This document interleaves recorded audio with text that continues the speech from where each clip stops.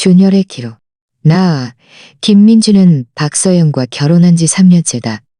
남들의 눈에는 우리가 가장 이상적인 모범 부부로 비쳤을 것이다. 나는 IT 기업에서 프로젝트 팀장으로 일하며 안정적이고 상당한 수입을 올렸고, 서연은 디자인 회사에서 그래픽 디자이너로 일하는 부드럽고 아름다운 여인이었다. 언제나 그녀를 데리고 나가면 내 얼굴에 빛이 났다. 우리는 집도 차도 있었고 아이는 없었다. 우리의 삶은 잔잔한 가오는 없었다. 그 아름다워 보이는 호수 아래의 모든 것을 집어삼킬 듯한 거대한 압류와 폭풍이 도사리고 있다는 것을. 그 폭풍의 이름은 이재원. 이재원은 서연의 남사친이었다. 그녀의 대학 시절부터 그림자처럼 따라다니는 특별한 존재. 나는 천성이 의심 많고 속 좁은 남자가 아니었다. 나 역시 그들 사이의 이른바 순수한 우정을 진심으로 이해하고 받아들이려 노력했다. 우리는 몇 번 함께 식사를 했다. 이재원이라는 사람은 유머러스하고 말솜씨가 좋았으며 내게도 깍듯하게 민준 형님이라 부르며, 그는 서연의 모든 취향을 섬세하다 못해 소름 끼칠 정도로 기억하고 있었다. 서연이 고수를 못 먹는다는 것, 망고 알레르기가 있다는 것, 심지어 매달 생리, 기간이 정확히 언제인지까지 나보다 더 잘 알고 있었다. 처음에는 이 모든 것을 그들이 나보다 더 오래 알고 지냈기 때문이라고 여겼다. 나는 남자라면 대범해야 한다고, 아내의 사교 활동에 내가 지나치게 간섭해서는 안 된다고 수없이 되뇌었다.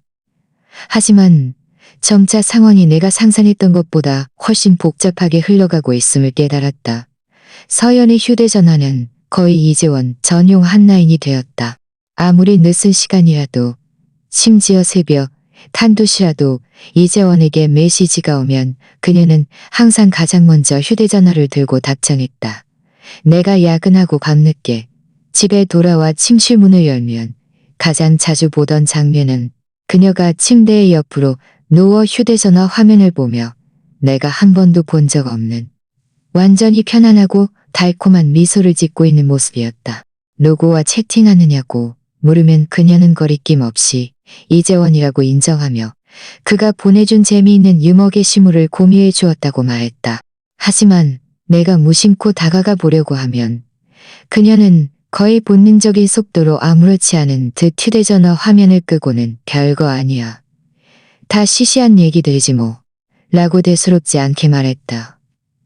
그 무심한 듯한 재빠른 회피는 뜨거운 바늘처럼 소리 없이 반복해서 내 심장을 찔렀다. 정말로 나를 뼛속까지 불안하게 만든 것은 석 달 전 내 생일이었다. 나는 반달 전부터 서연이 가장 좋아하는 고급 프렌치 레스토랑을 예약해 두었고, 그녀가 오랫동안 갖고 싶어 했던 목걸이를 주머니에 숨겨 깜짝 선물로 주려 했다. 하지만 그날 서연은 내게 이재원이 실연당해 너무 힘들어하니 그를 위로해줘야겠다고 말했다. 나는 속에서 끓어오르는 불쾌함을 억누르며 최대한 부드러운 목소리로 말했다. 그럼 나도 같이 갈까? 마침 나도 위로해줄 수 있잖아. 서연은 망설이며 눈을 피했다.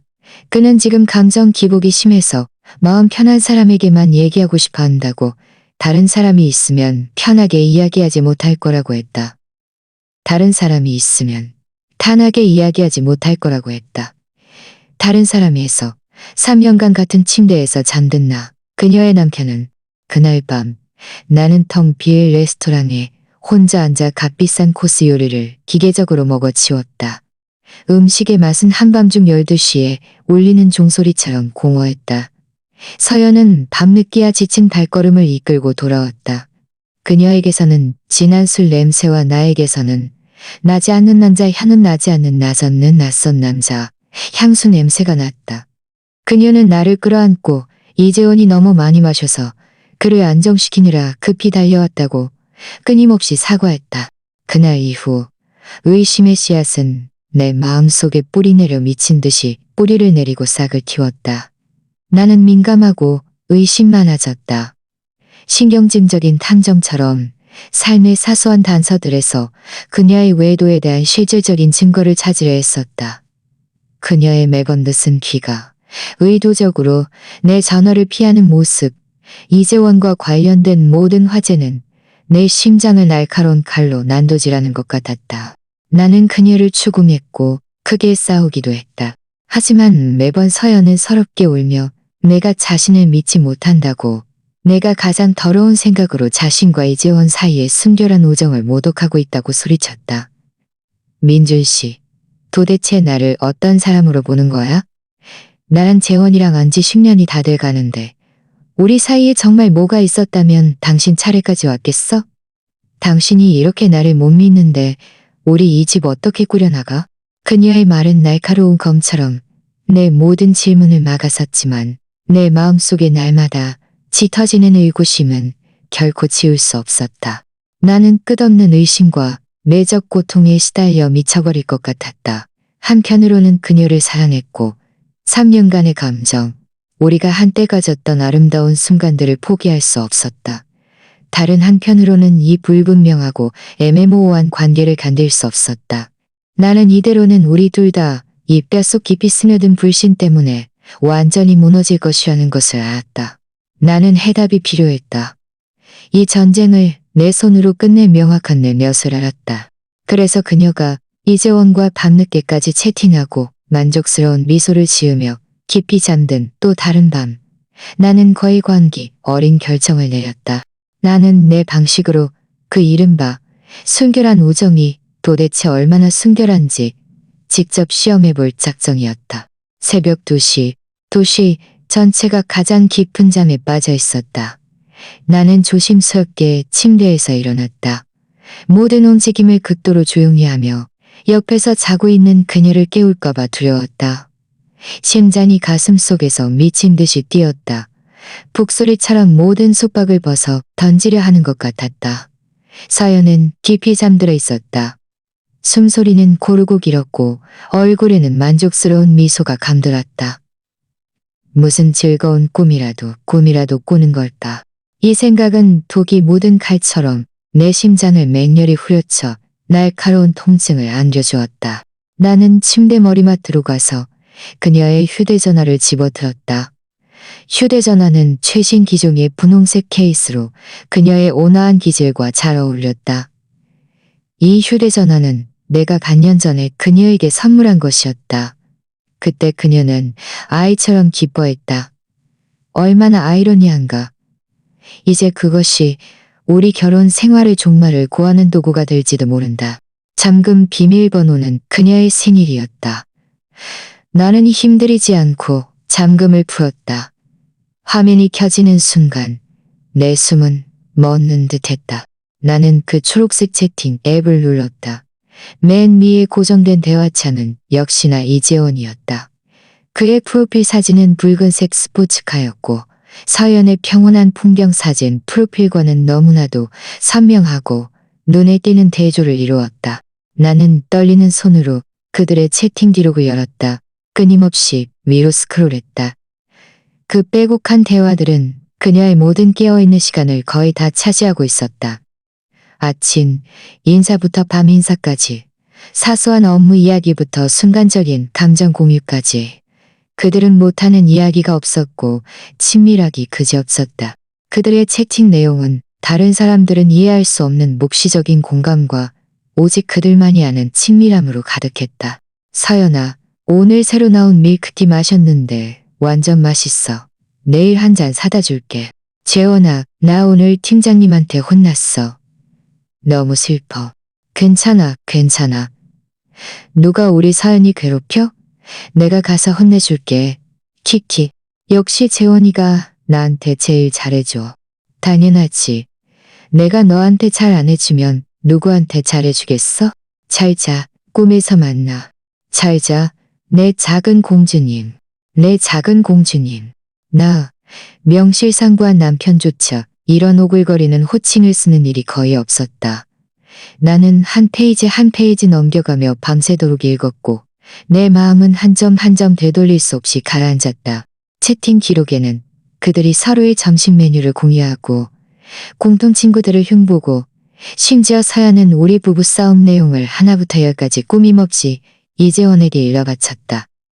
그러면 이재원은 확고부동하게 그녀의 편에 서서 나를 욕하고 그녀를 위로했다. 그들의 대화 속에서 나는 정서적 교감도 없고 고집불통이어서 그녀를 힘들게 하는 나쁜 남편이 되어 있었다. 반면 이재원은 그녀를 언제나 이해하고 지지하며 위로하는 영혼의 동반자였다. 나는 그들이 함께 밤을 보낸 기록도 노골적인 음담패설도 찾지 못했다. 모든 것이 너무나 순결하고 우정처럼 보였다. 하지만 이것이 나를 가장 두렵고 역겹게 만드는 부분이었다. 이러한 정신적인 고도의 일치, 이처럼 빈틈없이 스며들어 나를 대체하는 것은 단순한 육체적 외도보다 훨씬 더 무도보다 훨씬 더 무서웠다.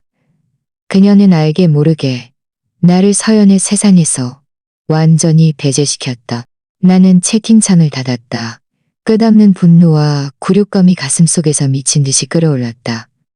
당장이라도 서연을 깨워 이 휴대전화를 그녀 얼굴에 세게 던지고 정면으로 맞서고 싶었다.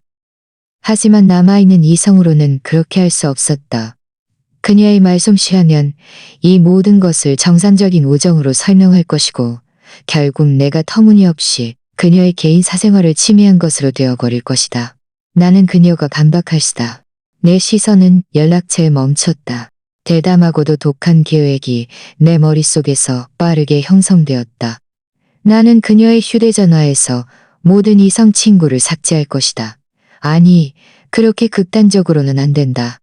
그녀의 아버지, 오빠 같은 남성 친척들은 남겨둬야 한다. 업무상 중요한 연락처도 건드려서는 안 된다. 내가 삭제할 사람들은 이재원처럼 친구라는 명목으로 그녀와 다소간 애매한 관계를 유지하는 남자들이었다. 이것은 지뢰 제거 작업과 같은 거대한 작업이었다. 나는 그녀의 친구 목록을 열어 하나하나 확인하고 걸러냈다. 모든 남성 프로필 사진 뒤에는 알려지지 않은 이야기가 숨어 있을 수 있었다. 내 손가락은 저려왔다. 하나를 지울 때마다 오래 결혼 생활 깊숙이 박힌 지뢰 하나를 제거하는 것 같았다. 1시간 내내 나는 이 정리 작업에 온 신경을 집중했다. 마침내 내 손가락은 이재원의 스포츠카 프로필 사진에 멈췄다. 바로 그였다. 이 모든 것의 근원. 나는 한치의 망설임도 없이 삭제를 눌렀다. 팝업창에 뜬 확인 메시지에 확인을 눌렀다. 이 모든 것을 마치자 온몸의 힘이 순식간에 빠져나가는 것 같았다. 등은 이미 식은땀으로 젖어 있었다. 나는 휴대전화를 조심스럽게 제자리에 놓았다. 나중에 그녀가 집어들었을 때 각도와 위치가 똑같도록 확인했다. 그리고 침대로 돌아가 서연 옆에 누웠다. 그녀는 여전히 달콤하게 잠들어 있었고 방금 일어난 일은 전혀 알지 못했다. 나는 잠 못 이루고 눈을 뜬 채 어둠 속에서 조용히 날이 밝기를 기다렸다. 내일 것엔 폭풍이 몰아칠 것이고 나는 그것을 맞이할 모든 준비를 마쳤다는 것을 알았다. 다음 날 아침 나는 알람 소리에 잠에서 깼다. 숙취로 인한 두통이 끊임없이 어젯밤의 광기와 불면을 상기시켰다. 고개를 돌리니 서연은 이미 깨어나 화장대 앞에 앉아 화장을 하고 있었다. 창문 틈으로 햇살이 부드럽게 쏟아져 들어와 그녀에게 부드러운 금빛 테두리를 둘러주었다. 그림은 평화로워 보였다. 만약 그 사실들을 알지 못했다면 나는 평소처럼 다가가 뒤에서 그녀를 안고 뺨에 입을 맞췄을지도 모른다. 하지만 지금은 그 장면이 너무나 눈부셨다. 나는 묵묵히 일어나 씻고 부엌으로 가서 아침 식사를 준비했다. 우리 사이의 분위기는 다소 무거웠고 아무도 먼저 말을 꺼내지 않았다. 서연도 내 이상한 기색을 눈치챈 것 같았지만 아무것도 묻지 않았다. 그녀는 아마 내가 며칠 전 일 때문에 아직 화가 나 있다고 생각했을 것이다. 아침 식사를 할 때 서연은 마침내 휴대전화를 들었다. 내 심장은 순식간에 목구멍까지 치솟았다. 우유잔을 쥔 손은 자신도 모르게 꽉 조여들었고 힘 때문에 손가락 마디가 하얗게 변했다. 나는 아무렇지 않은 척 샌드위치를 먹었지만 눈가의 시선은 한순간도 그녀에게서 떨어지지 않았다. 그녀는 습관적으로 채팅 앱을 눌렀고 화면을 몇 번 스크롤하자 그녀의 가지런한 눈썹이 서서히 찌푸려졌다. 그녀의 얼굴에는 잠시 혼란스러움이 스치더니 이내 놀라움으로 변했다. 그녀는 앱을 나갔다가 다시 들어오는 것을 몇 번이고 반복했다. 나는 그녀의 안색이 조금씩 변하는 것을 선명하게 볼 수 있었다. 당혹감에서 초조함으로. 이상하다. 그녀는 마침내 참지 못하고 나지막이 중얼거렸다. 왜 이렇게 많은 사람들이 안 보이지? 나는 속으로 냉소했다. 이제 때가 왔다는 것을 알았다. 나는 고개를 들고 얼굴에 일부러 놀란 표정을 지으며 물었다. 왜 그래? 뭐가 안 보인다는 거야? 서연은 고개를 들어 나를 보았다. 눈빛에는 알아차리기 힘든 탐색의 기색이 담겨 있었다. 내 연락처에 친구들이 많이 사라졌어. 특히 자주 연락하던 남자 친구들이 몇 명이나 검색이 안 돼. 이거 혹시 앱 오류 아니야? 그녀는 남자친구들이라는 네 글자를 특히 강조하며 나를 떠보는 듯했다. 나는 샌드위치를 내려놓고 냅킨을 뽑아 입을 닦았다. 아무것도 모른다는 듯 순진한 표정으로 그녀의 시선을 마주했다. 그래? 어디 봐. 나는 그녀의 휴대전화를 받아든 척하며 한참을 들여다본 후 그럴듯하게 분석했다. 아마 시스템이 캐시를 정리하다가 실수로 삭제됐나 봐. 아니면 해킹당했나? 너 요즘 이상한 링크 같은 거 누른 적 있어? 서연은 미심쩍은 표정으로 나를 보며 내 표정에서 단 한 가닥의 허점이라도 찾아내려는 듯했다. 하지만 내 연기력은 지금 오스카상을 받을 만했다. 나는 그녀보다 더 걱정하는 척하며 심지어 직접 앱 고객센터에 연락해서 상황이 어떤지 알아보겠다고 제안했다. 내 완벽한 연기는 그녀의 의심을 완전히 잠재운 것 같았다. 그녀는 휴대전화를 돌려받고는 가볍게 한숨을 쉬었다. 됐어. 아마 정말 버그일 거야. 사라졌으면 사라진 거지 뭐. 어차피 그렇게 특별히 중요한 사람들도 아니었으니까. 특별히 중요한 사람들도 아니었으니까. 이 말은 정말 대수롭지 않게 들렸다.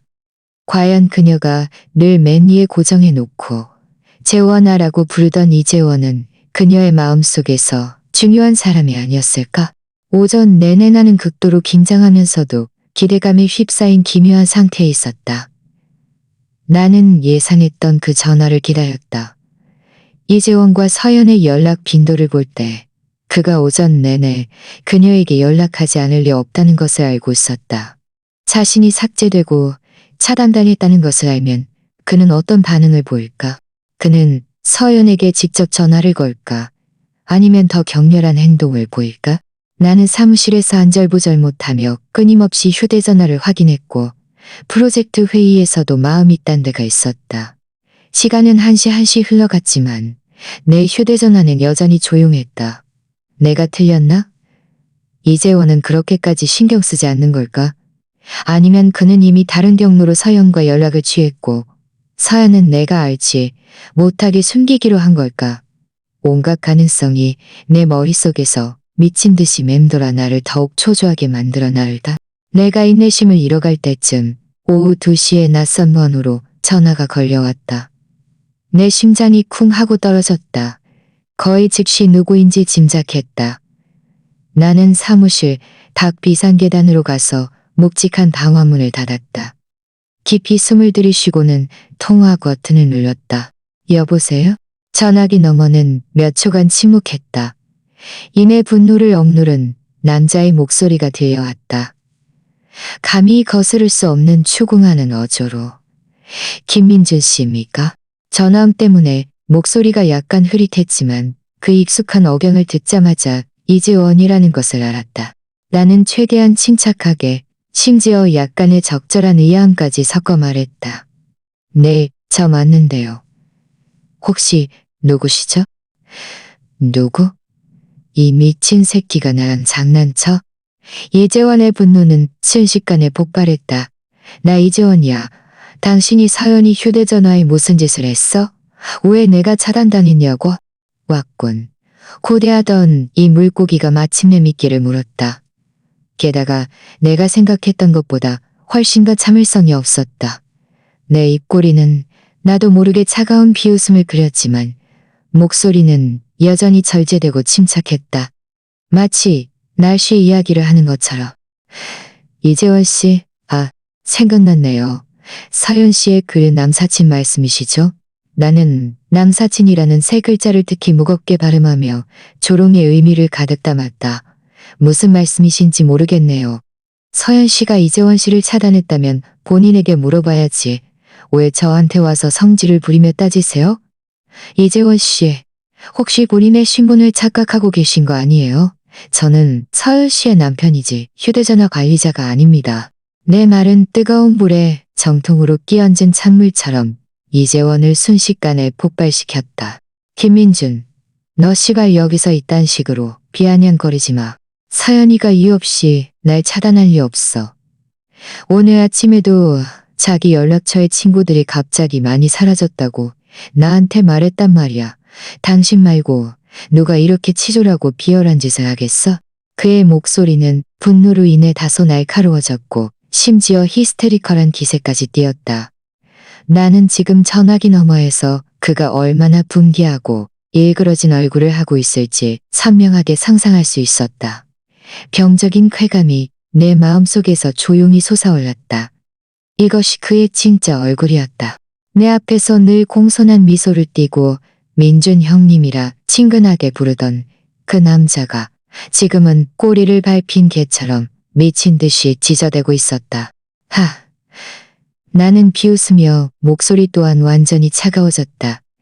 이재원 씨, 말 조심하세요. 무슨 말씀이신지 모르겠지만 당신이 정말 서연 씨를 위한다면 유부녀는 다른 남자와 적절한 거리를 유지해야 한다는 것을 알아야 할 겁니다. 매일 아침부터 밤까지 채팅하고 심지어 저 남편보다 더 자주 연락하는 게 정상이라고 생각하세요. 우리는 순수한 우정이야. 당신이 그저 생각이 더러워서 모든 사람을 그렇게 비참하게 생각하는 거 아니야? 이재원은 여전히 우리가 예전에 사용했던 그 뻔뻔한 논리로 나를 비난했다. 순수한 우정이라니. 나는 금세기 최고의 코미디를 듣는 것 같았다. 순수하다고? 내 생일인데 내 아내가 나를 버리고 시연당한 당신. 그 남사친을 위로하러 가야 할 만큼 순수해? 당신들이 채팅하면서 내 작은 공주님 같은 호칭을 쓸 만큼 순수해? 내 아내가 나랑 싸우면 가장 먼저 당신을 찾아가 울고불고 그러면 당신은 도덕적 우위에 서서 그녀를 부추겨 나를 욕할 만큼 순수해. 내가 한마디 한마디 할 때마다 전화기 너머의 그의 숨소리는 한 번씩 가빠졌다. 분명 그는 내가 이렇게까지 자세히 알고 있을 줄은 전혀 예상하지 못했을 것이다. 그는 침묵했다. 아마도 미친 듯이 말을 정리하며 반격의 돌파구를 찾고 있는 듯했다. 너 서연이 휴대전화 훔쳐봤지? 그는 마침내 나를 공격할 지점을 찾아냈고 목소리에는 경멸과 비웃음이 가득했다. 김민준, 너 정말 남자도 아니다. 어떻게 그렇게 비열하고 저급한 수단을 써? 비열하다고? 나는 되받아쳤다. 나보다 당신이 뭐가 더 낫지? 남사친이라는 명목으로 거리낌 없이 남의 결혼 생활에 끼어들어 내 아내가 당신에게 의지하고 걱정해주는 것을 당연하게 누렸잖아. 당신 양심의 손을 얹고 서연이에게 한 점의 불순한 마음도 없었다고 말할 수 있어? 이재원, 자신을 그렇게 순진하게 포장하지 마. 당신이 어떤 사람인지 아는 자야. 전화기 너머는 완전히 침묵했다. 나는 그의 무거운 숨소리를 선명하게 들을 수 있었다. 마치 완전히 갇혀 도망갈 곳 없는 야수처럼. 이 대치에서 나는 이미 절대적인 우위를 점했다. 내 목적은 달성되었다. 더 이상 그와 말씨름할 필요가 없었다. 내가 전화를 끊으려 할 때 이재원은 갑자기 지극히 기이하고 약간의 과시와 악의가 담긴 어조로 한마디 한마디 또렷하게 말했다. 김민준, 당신이 이겼다고 생각해? 나를 삭제하면 서연이를 지킬 수 있을 거라고? 정말 가소롭다. 당신은 나와 서연이의 관계가 도대체 얼마나 순결한지 전혀 모르고 있어. 그의 말에 내 심장이 쿵 하고 떨어졌다. 강렬한 불길한 예감이 순식간에 나를 감쌌다. 무슨 의미야? 별 의미 없어. 그는 가볍게 웃었다. 그 웃음 속에는 역겨운 경멸이 가득했다. 나는 그저 당신에게 친절하게 한마디 해주고 싶었을 뿐이야. 어떤 것들은 친구 한 명을 삭제한다고 해서 변하는 게 아니라고. 당신은 막을 수 없어. 말을 마치자 그는 탁 하고 깔끔하게 전화를 끊었다. 나는 휴대전화를 쥔 채 텅 빈 비상계단에 서 있었다. 온몸이 얼음처럼 차가웠다. 이재원의 마지막 몇 마디는 악독한 저주처럼 내 귓가에 맴돌았다. 그 오만하고 모든 것을 꿰뚫어보는 듯한 태도는 도대체 무엇을 의미하는가? 당신은 막을 수 없어. 이 5글자는 붉게 달궈진 5개의 독침처럼 내 심장을 세게 찔렀다. 막을 수 없다. 설마 그들 사이에 내가 모르는 더 깊은 비밀이 있다는 말인가? 나는 더 이상 생각할 수 없었다. 나는 즉시 팀장에게 반차를 내고 차 키를 움켜쥐고 주차장으로 달려갔다. 당장 서연을 만나 정면으로 맞서야 했다. 이재원의 이 전화는 그가 내 손에 직접 쥐어준 최후의 무기였다. 이번에는 그녀가 또 어떻게 변명하는지 볼 참이었다. 나는 가장 빠른 속도로 신호등 몇 개를 무시하고 집으로 달려갔다. 현관문에 열쇠를 꽂을 때 내 손은 통제할 수 없이 떨렸다. 딸깍 하는 소리와 함께 문이 열렸다. 거실은 텅 비어 있었다. 서연의 침실 문은 굳게 닫혀 있었다. 나는 신발을 갈아 신고 한 걸음 그 문을 향해 걸어갔다. 한 걸음 내디딜 때마다 달궈진 칼날 위를 걷는 것 같았다. 나는 문을 두드리지 않고 바로 손잡이를 돌려 문을 열었다. 서연은 침대 끝에 앉아 휴대전화를 꽉 쥐고 창백한 얼굴로 무언가를 보고 있었다. 문이 열리는 소리에 그녀는 놀란 토끼처럼 황급히 고개를 들었다. 내가 보이자 그녀의 눈빛에는 감출 수 없는 당황스러움이 스치더니 무심코 휴대전화를 등 뒤로 숨기려 했다. 하지만 이미 늦었다. 나는 그녀의 통화 기록 페이지 맨 위에 방금 내게 전화했던 그 낯선 번호가 떠 있는 것을 보았다. 그녀는 이미 이재원과 통화한 것이다. 내 마음은 완전히 차가운 심해로 가라앉았다. 그가 당신한테 무슨 말을 했어? 내 목소리는 완전히 나 자신이 아닌 듯 쉬어 있었다. 서연의 입술이 움직였지만 아무 소리도 내지 못했다. 그녀는 그저 휴대전화를 꽉 쥔 채 눈을 피하며 나를 똑바로 보지 못했다. 나는 터져 나오려는 분노를 억누르며 낮게 으르렁거렸다. 그녀의 몸이 내 고함 소리에 움찔했다. 눈시울이 순식간에 붉어졌다. 그는 그냥 왜 자기를 차단했냐고 전화해서 물어본 거야. 그녀는 작은 목소리로 변명했다. 나는 그한테 나도 모른다고. 아마 시스템 오류일 거라고. 그딴 개 같은 시스템, 오류 소리 집어치워. 나는 거칠게 그녀의 말을 끊었다. 가슴속 분노는 더 이상 억제할 수 없었다.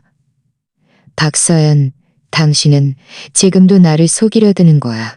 이재원이 이미 나한테 전화까지 했어. 그는 내가 왜 자기를 삭제했냐고 성질을 부리며 따졌다고. 서연의 얼굴은 순식간에 새하얗게 질렸고 마지막 핏기마저 완전히 사라졌다. 그녀는 믿을 수 없다는 듯 나를 보았다. 입술이 격렬하게 떨렸다. 그가 당신한테 전화했어? 그래. 나는 한 걸음 다가가 그녀의 눈을 뚫어져라 노려보며 그녀의 얼굴에서 어떤 미세한 표정도 놓치지 않으려 했다. 그는 나한테 전화했을 뿐만 아니라 나한테 욕까지 퍼부었어.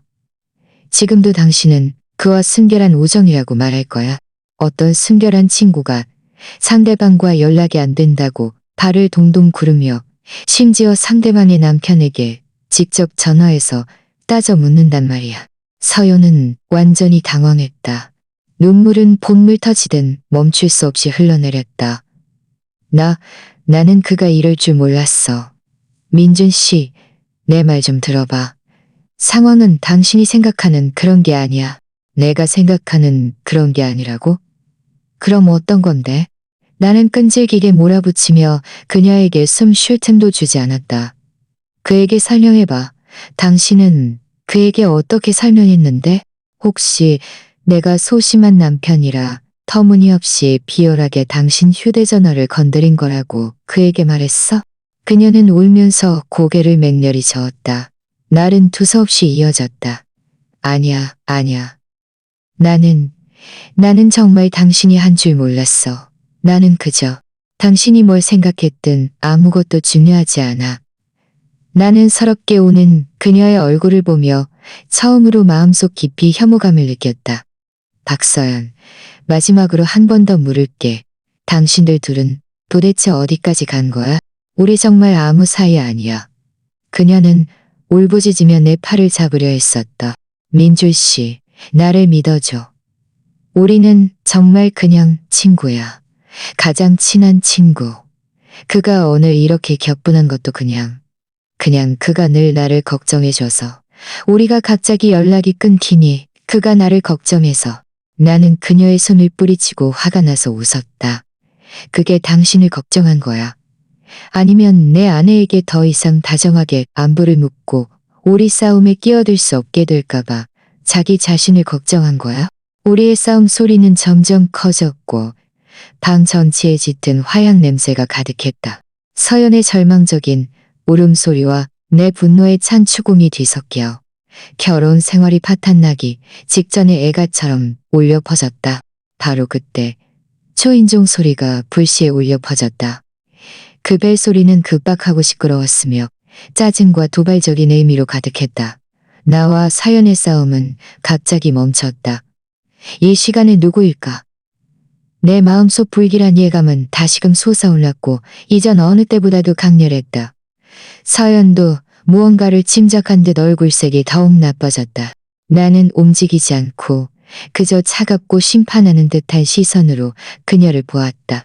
그녀는 잠시 망설이다가 무거운 발걸음을 옮겨 문으로 다가갔다.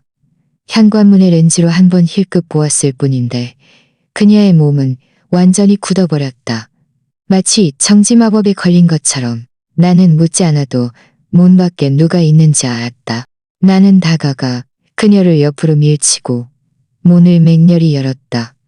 문 앞에는 역시나 이재원이 서 있었다.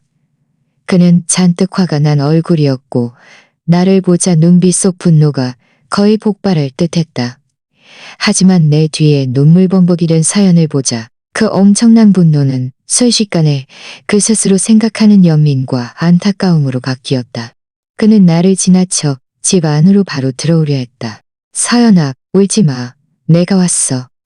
그는 서연에게 소리쳤고 내 존재는 완전히 무시했다. 나는 팔을 뻗어 벽처럼 그를 문 밖에 꽉 가로막았다. 목소리는 얼음 동굴에서 막 건져낸 것처럼 차가웠다. 이재원 씨, 여긴 내 집이야. 누가 당신한테 오라고 허락했지? 이재원은 나를 보며 내가 전화에서 들었던 경멸과 도발이 가득한 비웃음을 지었다. 그는 천천히 옷매무새를 정리한 후 승리자의 자세로 나를 보며 한마디 또렷하게 말했다. 당신 집?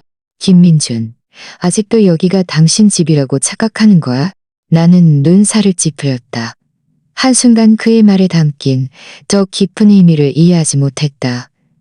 그는 가볍게 웃더니 이내 나를 순식간에 얼음처럼 얼어붙게 하고 온몸의 피를 응고시키는 말을 뱉었다. 당신이 자물쇠를 바꿨다고 해서 내가 못 들어올 것 같아?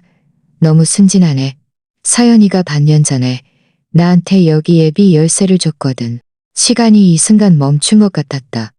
주변의 모든 소리가 사라지고 오직 이재원의 그 말만이 내 귓가에 폭탄처럼 굉음을 내며 울려 퍼졌다. 메아리가 끊이지 않았다. 예비 열쇠? 반년 전? 내 뇌는 순식간에 백지 상태가 되었다. 모든 피가 미친 듯이 머리로 솟구쳤다. 귓가에는 밍밍거리는 이명 소리만이 가득했다. 나는 맹렬히 고개를 돌려 내 뒤에 서 있는 서연을 향해 거의 끔찍한 눈빛으로 바라보았다. 그녀의 얼굴에는 이미 피기한 점이 없었고 남은 것은 끄담은 추웠다. 그녀의 그 적는 공포와 들통난 절망뿐이었다. 그녀는 나를 보며 입술을 소리 없이 움직였지만 사실이었다. 이 모든 것이 정말 사실이었다니. 내 아내가 우리 집의 예비 열쇠를 다른 남자에게 주었다니? 내가 가장 사적이고 안전한 안식처라고 여겼던 이곳이 이미 다른 사람에게 활짝 열려 있었다니. 내가 알지 못하는 그 시간들 동안 내가 알지 못하는 그 시간들 동안, 내가 야근하던 밤에, 내가 출장 가 있던 날들 동안 그 이재원이 당당하게 힘들이지 않고 열쇠로 맹렬하게 분노가 내 가슴 속에서 맹렬하게 힘들이지 않고 열쇠로 내가 사랑하는 아내와 이 내가 수많은 밤낮의 피땀으로 마련한 집 안에서 나는 터져버릴 것 같았다. 다시 말해봐. 내 목소리는 극도의 분노 때문에 격렬하게 떨렸다. 이재원은 내 반응에 분명 만족한 듯했다. 그의 얼굴에는 더욱 기고만장한 웃음이 떠올랐고 복수심에 찬 쾌감이 가득했다. 왜? 못 들었어. 서연이가 이 집 열쇠를 나한테 줬다고. 나는 언제든지 올 수 있어. 내가 오고 싶을 때 언제든지 올 수 있다고. 당신이 나를 친구 목록에서 삭제하면 뭐해? 막을 수 있겠어? 그는 말하면서 정말로 주머니에서 열쇠 꾸러미를 꺼냈다. 그중 하나는 분명 우리 집 현관 열쇠였다. 너무나 익숙해서 더 이상 익숙할 수 없는. 그는 그 열쇠를 내 눈앞에서 자랑스럽게 흔들었다.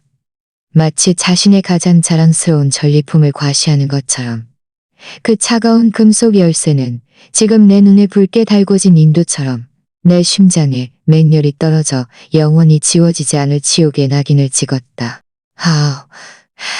나는 더 이상 내 안의 광기를 억제하지 못하고 야수 같은 포효를 내질렀다. 주먹을 휘둘러 온몸에 힘을 다해 이재원의 역겨운 얼굴을 향해 맹렬히 내리쳤다. 이재원은 내가 정말로 주먹을 휘두를 줄은 예상치 못하고 허를 찔렸다. 내 주먹을 제대로 맞았다. 그는 비명을 지르며 몇 걸음 뒤로 물러섰고 코에서는 순식간에 붉은 피가 흘러내렸다. 하지만 그도 당하고만 있을 사람은 아니었다. 정신을 차리자마자 붉어진 눈으로 미친 듯이 나에게 달려들었다. 김민준, 너 씨발 나를 때려? 분노의 눈이 먼 두 남자는 순식간에 이 좁은 현관에서 뒤엉켜 싸웠다. 내 모든 이성은 분노에 완전히 삼켜졌다. 머릿속에는 오직 한 가지 생각뿐이었다. 눈앞에 이 남자를 갈기갈기 찢어발겨 그가 한 모든 일에 대한 대가를 치르게 해야 한다는 것. 우리의 싸움은 이미 얼어붙어 멍하니 서 있던 서연을 놀라게 했다. 싸우지 마. 그만 싸워. 그녀는 날카로운 비명을 지르며 우리를 말리려고 달려들었지만 그녀의 미약한 힘은 두 미친 남자 앞에서는 아무 소용이 없었다. 혼란 속에서 누가 그녀를 세게 밀쳤는지 알 수 없었다. 그녀는 비명을 지르며 바닥에 세게 넘어졌다. 그녀가 넘어지는 것을 보자 내 심장이 쿵 하고 내려앉았다. 나도 모르게 잠시 멈칫했다. 하지만 이재원은 이 천재일우의 기회를 놓치지 않고 내 배를 세게 걷어찼다. 나는 끙 하는 소리를 내며 그 거대한 힘에 밀려 뒤로 비틀거렸고 등은 차가운 신발장에 세게 부딪혔다. 오장육부가 뒤틀리는 것 같았다. 이재원은 더 이상 나를 공격하지 않고 즉시 서연에게 달려가 잔뜩 긴장한 얼굴로 그녀를 바닥에서 일으켜 세웠다. 서연아, 괜찮아. 어디 다친 데 없어. 그의 그 걱정스러운 모습, 그 당연하다는 듯한 태도는 마치 그가 이 집의 가장인 것처럼 보였다. 서연은 놀란 가슴을 진정시키지 못하고 울면서 고개를 저을 뿐이었다. 나는 난장판이 된 현관에 서서 눈앞에 너무나 눈부시고 아이러니한 장면을 보았다. 심장이 보이지 않는 거대한 손에 꽉 움켜쥐어진 듯 아파서 숨을 쉴 수 없었다. 내가 3년간 사랑하고 3년간 아껴주었던 그 여인이 지금 다른 남자에게 꽉 안겨 있었다. 게다가 그 남자는 우리 집 열쇠를 들고 있었다. 이 세상에 이보다 더 황당하고 굴욕적인 일이 있을까? 나는 신발장을 짚고 조금씩 천천히 몸을 일으켰다. 거의 무감각하고 어떤 감정도 없는 평온한 목소리로 서연에게 말했다. 네 물건 챙겨서 내 집에서 나가. 이재원은 서연을 자기 뒤에 숨긴 채 손등으로 코피를 닦으며 차갑게 비웃었다. 나가야 할 사람은 당신이야. 서연이는 당신이랑 있으면 전혀 행복하지 않아. 나가라고. 나는 온몸에 마지막 힘을 다해 다시 포효했다. 어쩌면 내 지금 모습에 겁을 먹었을지도 모른다. 이재원은 잠시 망설였지만 서연의 손을 잡고 말했다. 서연아, 우리 가자. 이 미친놈 상대하지 마. 서연은 그의 손을 뿌리치고 울면서 그에게 말했다. 재원아, 너 먼저 가. 재원아, 빨리 가. 이건 우리 부부 문제야. 이재원은 무언가 더 말하려는 듯 했지만 서연의 단호한 모습을 보고는 결국 나를 험악하게 노려본 후 극도로 분해하며 카페를 뛰쳐나갔다. 문이 쾅 하고 닫히자 세상 전체가 순식간에 조용해졌다. 오직 나와 서연만이 이 완전히 더럽혀진 이른바 집에 서서 서로를 바라볼 뿐이었다. 오랫동안 나는 고개를 들어 눈물 자국으로 얼룩진 그녀의 얼굴을 보며 전례 없는 냉정함으로 한마디 또렷하게 말했다. 박서연, 우리 이혼하자. 이혼.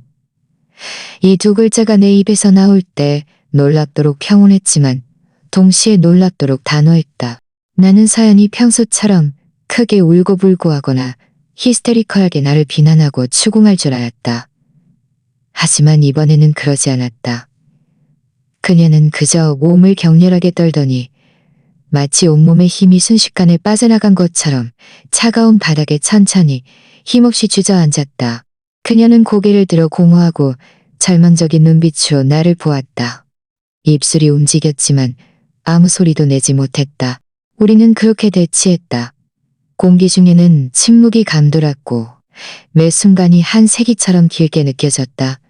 아주 오랫동안 그녀가 더 이상 말을 꺼내지 않을 것이라고 생각했을 때 그녀는 마침내 흐느낌 섞인 부서지는 목소리로 어렵게 물었다.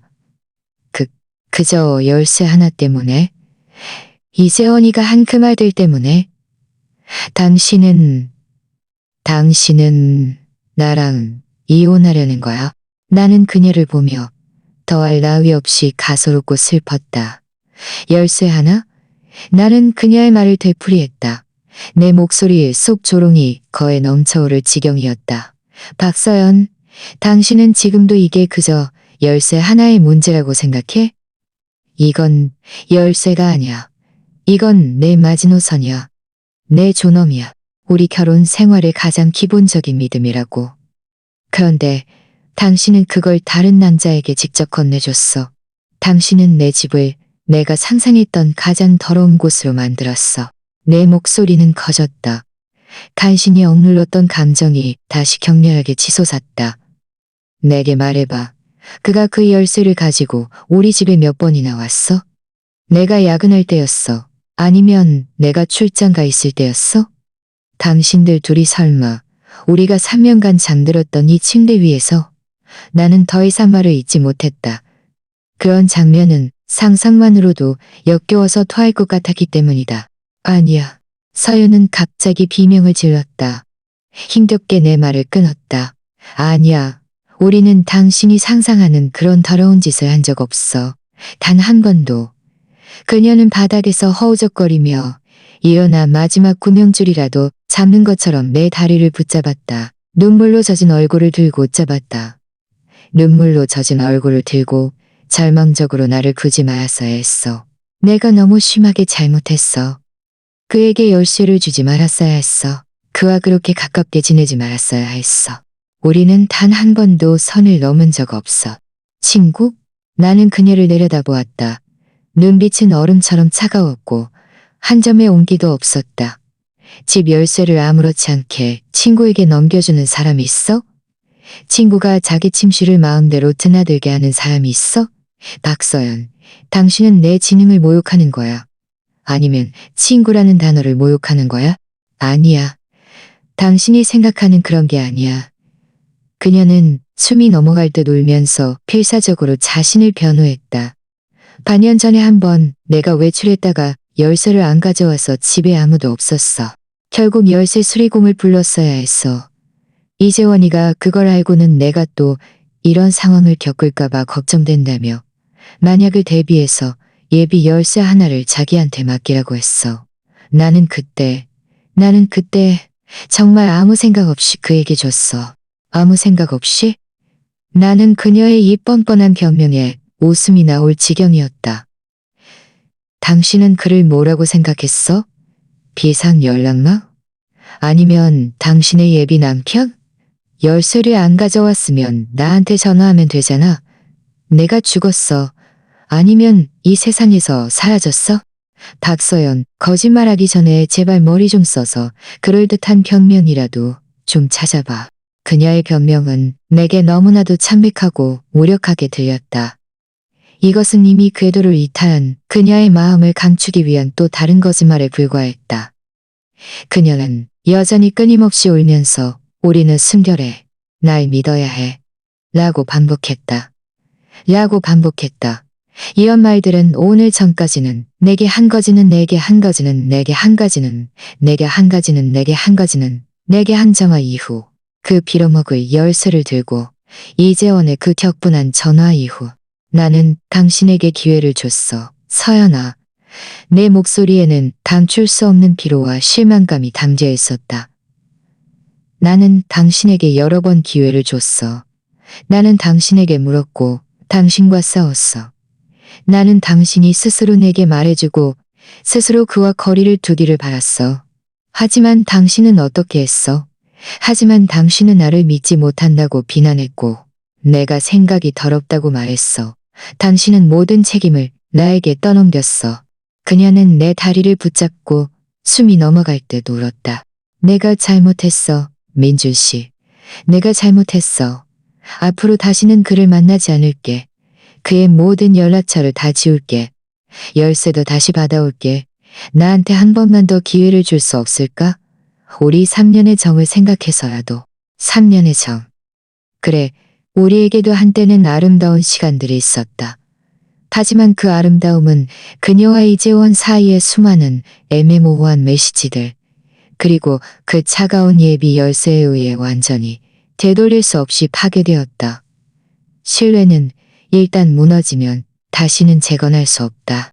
깨진 거울은 아무리 애써 붙여도 영원히 아물지 않는 균열로 가득할 뿐이다. 서연아, 나는 부드럽게 하지만 더할 나위 없이 단호하게 나를 꽉 붙잡은 그녀의 손을 하나하나 풀어냈다. 모든 게 너무 늦었어. 그날 밤 나는 그 이른바 집에서 나왔다. 많은 짐을 챙기지 않았다. 갈아입을 옷 몇 벌과 노트북만 들고 나왔다. 작은 여행 가방을 끌고 돌아서서 그 문을 닫을 때 나는 뒤돌아보지 않았다. 내가 모든 마음과 감정을 쏟아부었던 이 공간이 더 이상 나의 것이 아니라는 것을 알았다. 나는 회사 근처의 비즈니스 호텔에 임시로 머물렀다. 낯선 환경, 차가운 방, 새하얀 침대 시트에는 소독약 냄새마저 남아있었다. 하지만 이 모든 것이 오히려 내게 오랜만에 찾아온 안도감을 주었다. 적어도 여기서는 더 이상 나를 낯설게 하는 얼굴을 마주하지 않아도 되었고 나를 질식시킬 것 같은 공기를 마시지 않아도 되었다. 나는 회사에 일주일 휴가를 냈다. 동료들은 내가 아픈 줄 알고 걱정스러운 메시지를 보내왔다. 나는 그저 간단히 집에 좀 처리할 일이 있어서요. 라고 답장했다. 나에게는 시간이 필요했다. 절대적으로 조용한 환경에서 실타래처럼 엉킨 생각을 정리하고 피투성이가 되어 이미 산산조각 난 내 마음을 홀로 보살필 시간이. 이혼이라는 생각은 일단 한 번 들자 더 이상 억제할 수 없었다. 그것은 미친 듯이 자라나는 덩굴처럼 내 심장 전체를 빠르게 뒤덮어 나를 단단히 묶었다. 나는 온라인에서 이혼 관련 법률 조항을 찾아보고 변호사 친구에게 자문을 구했다. 내가 침착하게 변호사와 재산분할, 감정 파탄의 증거 같은 차가운 단어들을 논의할 수 있게 되었을 때 나는 비로소 나와 박서연이 정말로 끝났다는 것을 깨달았다. 이 사흘 동안 서연은 내게 수없이 전화를 걸었고 수백 통의 메시지를 보냈다. 전화는 일절 받지 않았고 메시지도 대충 훑어볼 뿐이었다. 내용은 사과, 참회, 그리고 우리의 과거 달콤했던 기억들에 대한 끊임없는 회상뿐이었다. 그녀는 이재원의 모든 연락처를 삭제했고 그와 크게 싸워 다시는 우리 삶에 나타나지 않겠다고 맹세하게 했다. 그녀는 이미 집 자물쇠를 새로 다고 말했다. 그녀는 이미 집 자물쇠를 새로 바꿨고 그녀는 이미 집 자물쇠를 새로 바꿨고 그녀는 나 없이는 살 수 없다고 말했다. 그 비굴하고 애원하는 듯한 문자들을 보면서도 내 마음은 한 점의 파동도 잃지 않았다. 심지어 약간의 짜증마저 느꼈다. 오늘에 이르러 어찌 옛날을 탓하리요. 만약 내가 그녀와 이재원의 관계에 대해 처음 의문을 제기했을 때 그녀가 지금의 절반만이라도 깨달음이 있었다면 우리는 오늘날 이 지경까지 오지 않았을 것이다. 하지만 이제 모든 것이 너무 늦었다. 신뢰의 둑은 일단 터지면, 몇 마디의 둑은 일단 커지면, 몇 마디에 터지면 이재원도 가만히 있지 않았다. 그는 우리가 공통으로 아는 친구를 통해 내 휴대전화 번호를 알아내어 내게 극히 도발적인 메시지를 보냈다. 김민준, 남자라면 숨어있지 마. 당신이 이혼 소동을 벌이면 서연이가 당신 옆으로 돌아올 거라고 생각해? 그녀가 사랑하는 사람은 나야. 당신은 그저 그녀의 지루한 삶의 발판일 뿐이었지. 나는 그 메시지를 보고 웃었다. 그의 어리석음과 내 자신의 비참함에 내가 한때 이런 남자 때문에 아내와 끊임없이 싸우고 쓸데없이 내 자신을 괴롭혔다니 그는 내 상대도 되지 않았다. 나는 그에게 답장하지 않고 그저 이 메시지를 조용히 캡처하여 저장해 두었다. 이것은 아마 법정에서 우리 감정이 회복불능으로 파탄났음을 증명하는 가장 유리한 증거가 될 것이다. 나흘째 내 절친 최연우, 내 상황을 아는 유일한 친구가 내가 머무는 호텔로 찾아왔다. 그는 맥주 2병과 안주를 들고 왔다. 내 초췌한 모습을 보고는 깊이 한숨을 쉬었다. 이 자식, 왜 이렇게 꼬리말이 하냐. 그는 짐을 내려놓고 내 어깨를 세게 두드렸다. 나는 쓴웃음을 지으며 아무 말도 하지 않고 맥주 1병을 따서 벌컥벌컥 마셨다. 차가운 액체가 뜨거운 목구멍을 넘어갔지만 내 마음속에 타오르는 불을 끌 수는 없었다. 정했어? 정말 이혼할 거야? 현우가 내 옆에 앉아 맥주 1병을 땄다. 아니면 계속 이대로 지내면서 나를 욕하라고? 나는 자조적으로 말했다. 나는 지금 눈만 감으면 그가 열쇠를 들고 우리 집 문을 여는 장면이 보여. 당신이라면 어떻게 계속 같이 살 수 있겠어? 나는 매일 참지 못하고 무슨 돌이킬 수 없는 짓을 저지를까봐 두려워. 현우는 침묵했다. 그는 내 성격을 잘 알고 있었다. 겉으로는 온화해 보이지만 속으로는 매우 자존심이 강하고 약간의 정신적인 달벽증도 있었다. 서연이도 일부러 그런 건 아니었을 거야. 그냥 아무 생각 없이 그랬을 수도 있잖아. 현우는 그녀를 변호하려 했었다. 어쨌든 그들도 서로 아는 사이였다. 아무 생각 없이 나는 냉소하며 휴대전화에 이재원이 보낸 메시지를 보여주었다. 이것 좀 봐. 이게 그 순진한 남사친이라는 거야. 당신은 아직도 그들 사이가 순결하다고 말할 수 있어? 현우는 메시지를 보고 얼굴색이 변하더니 자신도 모르게 욕설을 내뱉었다. 이재원 그 새끼 정말 인간도 아니네.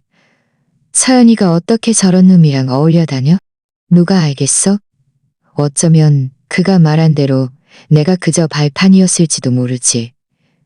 나는 잔에 남은 술을 단숨에 들이켰다. 매운 액체가 목을 넘어갈 때 사례가 들려 눈시울이 순식간에 붉어졌다. 나 힘들어, 현우야. 정말 너무 힘들어. 몇 년 동안 나는 죽어라 일하고 야근하고 밤새웠어. 그녀에게 최고의 삶을 주고 싶었어. 내가 해냈다고 생각했어. 하지만 결국 나는 그녀와 다른 사람의 이야기 속 배경인물에 불과했어. 더 이상 이렇게 의심하고 고통받고 싶지 않아. 그녀를 놓아주는 것이 나 자신을 놓아주는 거야. 현우는 내 붉어진 눈을 보며 내 마음이 확고하다는 것을 알고 더 이상 나를 설득하지 않았다. 그는 그저 묵묵히 내 곁에서 잔을 기울이며 함께 술을 마셨다. 그날 밤 나는 많이 마셨지만 취하지 않았다. 내 뇌는 비정상적으로 맑았다. 내 인생이 다시 시작되어야 한다는 것을 알았다. 일주일 후 나는 박서연에게 먼저 만남을 제안했다. 장소는 우리 집에서 멀지 않은 카페였다. 나는 그녀와 결판을 내고 이혼 문제를 완전히 정리해야 했다. 내가 도착했을 때 그녀는 이미 와 있었다. 창가 자리에 앉아 옅은 색 원피스를 입고 있었고 화장을 하지 않아 전체적으로 많이 초췌해 보였다. 눈두덩이는 움푹 들어가 있었고 턱은 뾰족했다. 나를 보자 그녀는 황급히 일어섰다. 눈빛에는 기대감과 감출 수 없는 긴장감이 담겨 있었다. 앉아. 나는 평온하게 그녀의 말을 끊고 그녀 맞은편에 앉았다. 그리고 들고 온 서류 가방에서 미리 준비해둔 서류를 꺼내 그녀 앞에 밀어놓았다. 이혼 합의서였다. 그녀의 시선이 이혼 합의서라는 5글자에 닿자 몸이 맹렬히 흔들렸다. 방금 눈가에 피어났던 미약한 희망마저 순식간에 꺼졌다. 그녀의 얼굴은 새하얗게 질렸고 입술은 떨렸으며 눈물은 또다시 통제할 수 없이 솟아올랐다. 꼭 이렇게 해야만 해? 그녀의 목소리에는 짙은 흐느낌과 애원이 담겨 있었다. 내 대답은 판단하고 단호했다. 더 이상의 불필요한 질질 끄는 것은 싫어. 단칼에 끊어내는 것이 우리 둘에게 가장 좋은 방법이야. 나는 그녀에게 합의서 내용을 조항별로 설명하기 시작했다. 집은 우리 결혼 후 공동으로 산 것이고 명의는 우리 둘의 이름으로 되어 있었다. 나는 집을 팔아 돈을 반씩 나누거나 그녀가 계속 살면서 내 지분 가치를 나에게 지불하라고 제안했다. 차는 내가 가지고 우리 명의의 예금은 반씩 나누는 것으로 했다. 나는 정신적 손해배상에 대한 어떤 요구도 하지 않았다. 나는 그저 빨리 이 모든 것을 빨리 끝내고 싶었다. 싫어. 그녀는 고개를 저으며 나를 움츠러들며 보았다. 나는 아무것도 싫어. 나는 당신만 있으면 돼. 김민준. 나는 이혼 싫어. 서연아. 정신 차려. 나는 어조를 강하게 하며 그녀가 현실을 직시하도록 했다. 우리는 이미 돌아갈 수 없어. 당신은 우리가 지금 이대로 예전처럼 함께 살 수 있다고 생각해? 당신은 매일 나를 보면서 죄책감을 느끼지 않을까? 나는 매일 당신을 보면서 이재원을, 그 열쇠를 떠올리지 않을까? 우리는 서로를 끊임없이 괴롭히다가 마지막 남은 정마저 완전히 소진하게 될 거야. 내 말은 무정한 칼처럼 피 튀기는 현실을 갈라놓아 그녀가 더 이상 스스로를 기만할 수 없게 만들었다. 그녀는 마침내 더 이상 말을 하지 않고 그저 테이블에 엎드려 어깨를 격렬하게 들썩이며 억눌린 절망적인 울음을 터뜨렸다. 바로 그때 불청객이 나타났다. 이재원이 어디서 소식을 들었는지 이 카페까지 찾아온 것이었다. 그는 성큼성큼 걸어와 우리 테이블 앞에 섰다. 테이블 위에 이혼 합의서와 울고 있는 서연을 보자 즉시 나를 향해 화살을 겨누었다. 김민준, 이 망할 자식, 이 망할 자식, 당신은 서연이를 이렇게 대하는 거야. 그는 테이블 위에 합의서를 움켜쥐고 당장이라도 찢어버리려 했다. 나는 눈 깜짝할 사이에 그의 손목을 잡고 차가운 눈빛으로 그를 보았다. 이재원 씨, 이건 우리 집안일이야. 당신과는 아무 상관없는 것 같은데? 무슨 상관이 없어? 당신이 서연이를 이렇게 슬프게 하면 나랑도 상관 있는 거지. 이재원은 당당하게 소리쳤다. 하지만 내가 전혀 예상치 못했던 것은 줄곧 침묵하며 울고 있던 서연이 갑자기 일어섰다는 것이다. 그녀는 눈물을 닦고 붉어진 두 눈으로 이재원을 보며 내가 한 번도 들어본 적 없는 차갑고 낯선 목소리로 말했다. 이재원은 멍하니 서 있었다. 자신의 귀를 믿을 수 없다는 듯. 서연아, 너 뭐라고 말했어? 꺼지라고. 서연의 목소리는 갑자기 높아졌다. 카페 문 밖을 가리키며 너 사람 말을 못 알아듣는 거야? 나와 김민주 씨 사이의 일에 네가 끼어들 자격 없어. 네가 뭔데? 너는 그저 내가 오랫동안 알고 지낸 평범한 친구일 뿐이야. 네가 무슨 자격으로 내가 너에게 준 신뢰를 가지고 내 가정을 멋대로 파괴하는 거야? 만족해? 지금 우리가 이혼하는 거 보니까 너 정말 기쁘겠네? 이재원의 얼굴에 떠오른 오만함은 순식간에 굳어버렸다. 마치 누군가에게 얼음물을 끼얹은 듯 그는 믿을 수 없다는 듯 서연을 노려보며 입술을 떨었다. 서연아, 너 어떻게 나한테 이럴 수 있어? 나는 다 너를 위해서였어. 나를 위해서? 서연은 웃었다. 그 웃음 속에는 자조와 비애가 가득했다. 나를 위해서 당신은 내 남편에게 전화해서 욕설을 퍼부었어? 나를 위해서 당신은 내가 한순간의 실수로 준 열쇠를 들고 우리 집에 와서 으스댔어? 나를 위해서 당신은 우리 부부 사이를 이간질해서 나를 지금 이 지경으로 만들었어? 이재원, 더 이상 스스로를 기만하지 마. 당신은 단 한 번도 나를 위해서가 아니었어. 당신은 그저 당신의 그 더러운 정보욕을 위해서였을 뿐이야. 그녀의 말은 날카로운 비수처럼 이재원의 모든 위선을 정확히 꿰뚫었다. 주변의 시선은 점점 더 뜨거워졌고 이재원의 얼굴은 푸르렀다 희게 변하며 수치심에 어쩔 줄 몰라 했다. 그는 무언가 더 말하려 했지만 서연의 차가운 눈빛에 밀려 몇 걸음 뒤로 물러섰다. 나는 예전에 정말 눈이 멀었어. 어떻게 너 같은 사람을 가장 친한 친구라고 생각했지. 어떻게 너의 그 이른바 걱정을 믿었을까? 서연의 목소리는 점차 평온해졌지만 단호한 절망감이 담겨 있었다. 오늘부터 나와 너는 끝이야. 다시는 내 앞에 나타나지 마. 그렇지 않으면 경찰에 신고해서 너를 스토킹으로 고소할 거야. 이재원은 눈빛이 단호해진 이 낯선 서연을 보며 마침내 자신이 한때 자신에게 자적으로 의지하던 서연을 완전히 잃었다는 것을 깨달았다. 그는 주위를 둘러싼 구경꾼들을 초라하게 훑어본 후 나를 험악하게 노려보고는 몸을 돌려 초라하게 카페를 뛰쳐나갔다. 소동은 마침내 막을 내렸다. 카페 안의 시선은 점차 걷어졌고 공기는 다시 조용해졌다. 서연은 천천히 앉았다. 얼굴에는 더 이상 눈물이 없었고 그저 지쳐버린 평온함만이 남아있었다. 그녀는 테이블 위에 이혼 합의서를 보며 오랫동안 침묵하다가 나지막이 입을 열었다. 집은 팔지 않을 거야. 최대한 빨리 당신 몫의 돈을 당신 계좌로 넣어줄게. 알았어. 나는 고개를 끄덕였다. 더 이상의 말은 없었다. 차는 당신이 가지고 예금은 단식 나누는 것도 다 동의해. 그녀는 펜을 들었다. 손은 여전히 약간 떨렸지만 글씨를 쓸 때의 피력은 놀랍도록 단호했다. 합의서에 자신의 이름을 서명했다. 펜 끝이 종이를 가르는 소리는 우리 3년 결혼 생활에 무거운 마침표를 찍는 것 같았다. 서명을 마친 그녀는 합의서를 내 앞에 밀어놓았다. 당신도 서명해. 서명하면 우리 이제 남남이야. 나는 펜을 들고 한치의 망설임도 없이 내 이름을 썼다. 두 이름이 그 얇은 종이 위에 나란히 쓰였을 때 내 마음속에는 상상했던 격렬한 파동은 없었고 그저 모든 것이 정리된 듯한 허무함만이 있었다. 카페를 나설 때 하늘에서는 가느다란 비가 내리고 있었다. 데려다 줄게. 나는 우산을 펴며 서연에게 말했다. 그녀는 고개를 저었다. 괜찮아. 나 혼자 걷고 싶어. 그녀는 몸을 돌려 빗속으로 걸어 들어갔다.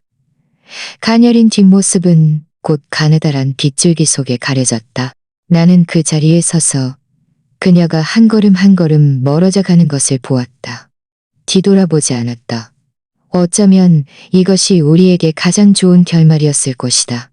얽매임도 원망도 없이 그저 각자 소화해야 할 과거만이 남았다.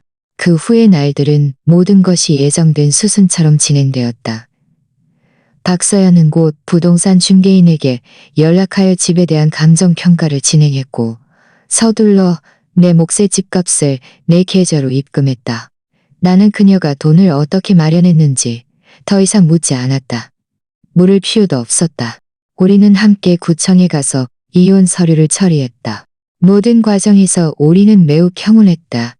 다툼도 없었고 심지어 많은 대화도 나누지 않았다. 이혼 서류를 받아든 순간 서연의 눈시울은 붉어졌지만 결국 눈물을 흘리지는 않았다. 그녀는 나를 보며 나지막이 말했다. 김민준 씨 미안해. 예전에는 내가 너무 이기적이고 독단적이었어. 당신에게 상처를 주었어. 앞으로 당신이 정말 좋은 사람을 만나길 바라. 당신도 마찬가지야. 나는 그녀를 보았다. 내 마음속 마지막 남은 앙금마저 사라졌다. 앞으로 잘 지내. 다시는 쉽게 다른 사람을 믿지 말고. 우리는 구청 앞에서 각자의 길을 갔다. 서로 반대 방향으로 걸어갔고 다시는 뒤돌아보지 않았다. 나는 추억이 가득한 그 도시를 떠나 남쪽의 한 IT 기업으로 이직하여 새로운 삶을 시작했다. 새로운 도시, 새로운 환경은 나를 과거의 그림자에서 잠시 벗어나게 해주었다. 나는 모든 에너지를 업무에 쏟아부었고 실적은 고공행진하여 빠르게 자리를 잡았다. 한가할 때는 헬스장에 가고 도서관에서 책을 읽고 공원에서 산책했다. 나는 예전처럼 늘 일과 가정에 얽매이지 않고 나는 박서영과 이재원과 관련된 모든 연락처를 삭제했고 그 공통 친구도 차단했다. 더 이상 그들에 대한 어떤 소식도 듣고 싶지 않았다. 그 사람들과 그 시간들은 이미 내 삶에서 중요하지 않은 과거가 되었다. 가끔 밤이 깊어 고요해질 때면 나는 여전히 그 실패한 결혼 생활을 떠올리곤 했다. 박서연의 예전 다정하고 섬세했던 모습, 우리가 함께 미래를 계획하던 달콤한 시간들을 생각했다. 그리고 의심과 배신으로 고통받던 밤낮들도 떠올렸다. 하지만 더 이상 슬프지 않았고 원망하지도 않았다. 그 경험은 뼈저린 스인처럼 내게 많은 교훈을 주었다. 나는 결혼이 일방적인 희생도, 무조건적인 희생도, 무조건적인 타협다. 그것은 두 사람의 상호 존중, 상호 지지라는 것을. 나는 이른바 남사친이라는 것이 결혼 생활의 동반자가 아니라 결혼 생활의 시한폭탄이라는 것을 깨달았다. 진정한 우정은 적절한 경계심을 가져야 하고 피해야 할 것을 깨달았다. 피해야 할 것을 알고 상대방의 배우자를 존중할 줄 알아야 한다. 오직 자신이 내적으로 충분히 강하고 독립적이어야만 감정의 풍랑 속에서 굳건히 설 수 있다. 1년 후 나는 업무 발령으로 다시 그 익숙한 도시로 돌아왔다. 도시는 크게 변하지 않았지만 나는 이미 그때와는 다른 사람이 되어 있었다. 나는 어떤 옛 친구와도 연락하지 않았고 우리가 예전에 살았던 아파트 단지에도 가지 않았다. 더 이상 오래된 기억들을 건드리고 싶지 않았다. 그저 평온하게 업무를 마치고 떠나고 싶었다. 어느 날 오후 회사 근처 쇼핑몰에서 식사를 하다가 우연히 현우를 만났다. 그는 예전보다 훨씬 성숙해 보였다. 나를 보고는 반가워하며 내 어깨를 두드렸다. 민준 씨, 이 자식. 언제 돌아왔어? 우리는 카페에 앉아 각자의 근황을 이야기했다. 너는 지금 어때? 아직 혼자야? 현우가 물었다. 혼자도 괜찮아. 자유롭고. 나는 웃으며 말했다. 너는 결혼했어? 곧 연말에 결혼식 올릴 거야. 그때 꼭 청첩장 보낼게. 그는 웃으며 말했다. 그리고 잠시 망설이다가 입을 열었다. 그 혹시 서연이랑 이재원 소식 듣고 싶지 않아? 나는 잠시 멈칫했다. 이내 고개를 저었다. 괜찮아. 다 지난 일이야. 사실 아무렇지도 않아. 현우는 한숨을 쉬었다. 네가 떠난 후에 서연이는 그 집에서 나왔어. 직장도 바꾸고 휴대전화 번호도 바꿨어. 이재원이가 나중에 몇 번 찾아왔지만 다 문전박대 다녔대. 듣자 하니 이재원도 예전 일 때문에 회사에서 평판이 안 좋아서 나중에 사표 내고 어디로 갔는지 모르겠다고 하더라.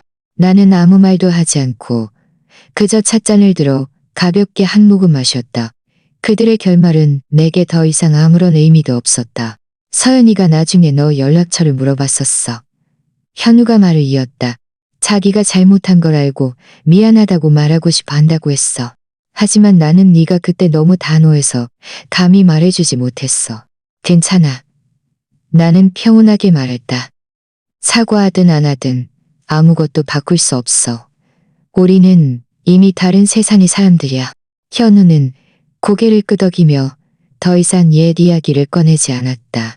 우리는 업무 이야기를 하고 삶에 대한 이야기를 나누며 마치 예전에 걱정 없던 시절로 돌아간 것 같았다. 떠날 때 현우는 나를 보며 진지하게 말했다. 민준 씨, 너 변했어. 예전보다 훨씬 침착하고 여유로워졌어. 나는 웃었다. 사람은 늘 앞으로 나아가야 하는 법이니까. 그래, 사람은 늘 앞으로 나아가야 하는 법이다. 그 한때의 상처, 그 뼈저린 기억들은 모두 내 성장의 자양분이 되어 나를 더욱 성숙하고 더욱 이성적으로 그리고 더욱 소중한 것을 아는 사람으로 만들었다. 나는 카페를 나섰다. 햇살이 나뭇잎 틈새로 쏟아져 내렸다. 따뜻하고 눈부셨다. 나는 고개를 들어 하늘을 보았다. 하늘은 파랗고 구름은 하였다. 나는 내 앞에 아직 가야 할 길이 멀다는 것을 알았다. 어쩌면 또 사람을 만나고 또 결혼할지도 모른다. 하지만 이번에는 반드시 눈을 크게 뜨고 신중하게 선택할 것이다. 나는 과거의 교훈을 안고 미래에 대한 기대를 품고 용감하게 앞으로 나아갈 것이다. 나는 언젠가 나를 진정으로 아껴주고 존중하고 믿어주는 사람을 만나 단순하고 행복한 결혼 생활을 함께 꾸려나갈 것이라고 믿는다. 그리고 그 한때의 균열들은 내 삶에서 가장 독특한 흔적이 되어 늘 나에게 깨어있고 늘 겸허한 마음을 가지라고 일깨워줄 것이다.